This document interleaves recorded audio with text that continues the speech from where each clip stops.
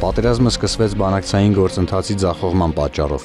Երրորդ օրից ես հասկացել եմ, որ չենք հաղթելու։ Երկրորդ օրը ես Ղարաբաղում էի։ 1-2 օրում համոզվեցի, որ մենք այս պատերազմը պարտվելու ենք։ Անճարության մի զգացողություն էր, երբ դու տեսնում ես, որ հայրենիքը կորցնում ես, չի արվում գրեթե ոչինչ կամ արվում է լրիվ սխալ տարբերակներով։ Դրա համար թողել եկել եմ։ Ղարաբաղի կորուստը Պրահայում ստորագրած հայտարարության բովանդակության ուղղակի հետևանքն է։ Ինձ համար ամենամեծ շոկը եղել է 2021 թվականի ընտրությունների արդյունքները, որովհետև պարտություն բերած այդքան մեծ զոհեր բերած մարդը չպիտի վերընտրվեր։ Հիմա մեր ժողովրդի մեծ մասը այլ կերպ է մտածում եւ Արցախի ամբողջական կորուստից հետո եւ այն ամենից հետո, ինչ կատարվում է Հայաստանում։ Հայաստանի Հանրապետությունում ամենից խաղաղ տարիները եղել են հենց իմ նախագահության տարիները։ Ունեցել ենք ամենից քիչ զոհեր, ընդհանրապես տարածքային կորուստներ չենք ունեցել։